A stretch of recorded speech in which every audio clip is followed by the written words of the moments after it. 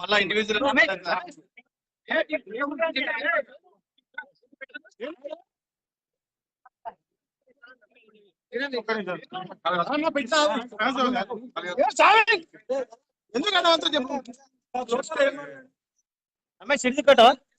ఉదయం సమయంలో దాదాపు ఒక వ్యక్తి ఇది ఎవరు స్వామి 20 గ్రాముల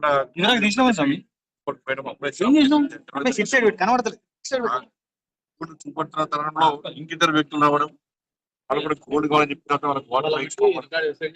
దాని తర్వాత ఇంకిద్దరు వ్యక్తులు వచ్చి వాళ్ళని బెదిరించి అందరు నీటిలో చేయించి వాళ్ళతో ఆ ప్లాస్టర్ మొత్తం వాళ్ళకి కట్టేసి 2 చేతులతో మనం బంధించి నీళ్ళు చేయించి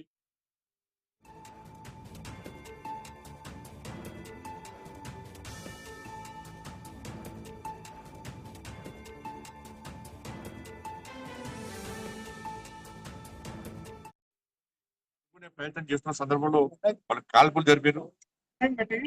గోల్డ్ ను ఎత్తుకుపోయే ప్రయత్నం చేస్తే ఒక బ్యాగ్ కైనా వదిలిపెట్టి ఇంకా గోల్డ్ ఎంత పోయింది వాళ్ళతో వాళ్ళు ఎంత పోయిందనే విషయంలో ఎంక్వైరీ చేస్తున్నారు. ఆ సేల్స్ మేనేజర్ హెడ్కి ఇంజురీస్ అయినాయి. దాంతో పాటు ఆ ఇద్దరు సిబ్బంది కూడా జరపడం జరిగింది. 5 వ్యక్తులు వచ్చారు. సీసీ ఫుటేజ్ ను పోలీసు అధికారులు చూస్తున్నారు, పరిశీలిస్తున్నారు. టూరిస్ట్ టీమ్స్ వచ్చినాయి. కమాండ్ కంట్రోల్ రూమ్ లో కూడా అధికారులు కూర్చొని మొత్తం సీసీ ఫుటేజ్ కూడా వెరిఫై చేస్తున్నారు. అన్ని సీసీ కూడా ఈ ఏరియా లొకేషన్ తో పాటు వెరిఫై చేస్తున్నారు. తెలుగు, హిందీ భాషల్లో వాళ్ళు మాట్లాడినట్టుగా సిబ్బంది చెప్తున్నారు. తప్పకుండా ఘటనలో చాలా ఎక్స్పర్ట్ అనుభవం ఉన్న అధికారులు ఉన్నారు. పట్టుకున్న నమ్మకం, విశ్వాసం ఉంది. వాళ్ళు అందరూ కూడా మెరుగైన వైద్యం కోసం హైదరాబాద్ షిఫ్ట్ చేయాలని చెప్పి ఇప్పుడే నిర్ణయించడం జరిగింది. మెరుగైన వైద్యం కోసం డాక్టర్లు కూడా అవుట్ ఆఫ్ డేంజర్ అంటున్నారు ఇప్పటివరకు అయితే. మిగతా ట్రీట్మెంట్ అన్ని విషయాలు పోలీసులు నాకాబందీ నిర్వహించారు.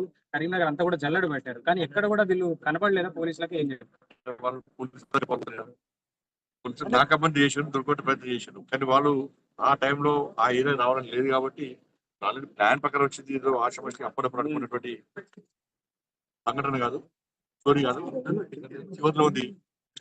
ఈ మెయిన్ రోడ్ అయినప్పుడు కూడా చివరిలో ఉంది. ఒకటే జ్యువెల్ ఉంది. ఇక్కడ జ్యువెలరీ షాప్ ప్లాన్ ప్రకారం వచ్చిన వాళ్ళు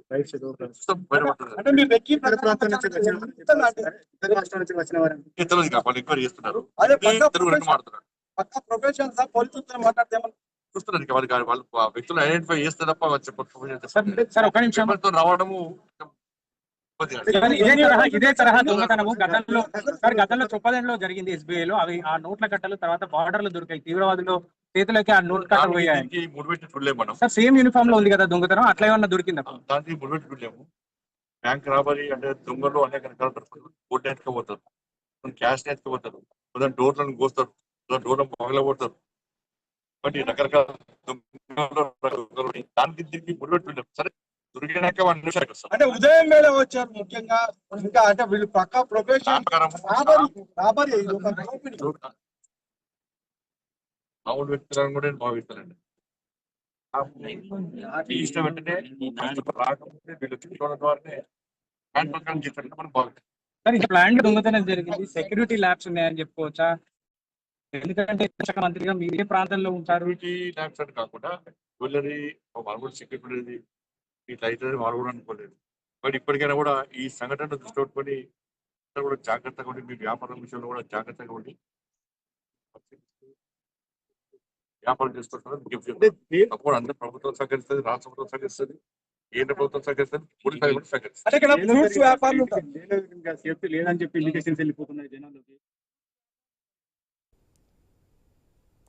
ఇదే అంశాన్ని చర్చించేందుకు షార్ట్ బ్రేక్ తీసుకుందాం. Stay with us.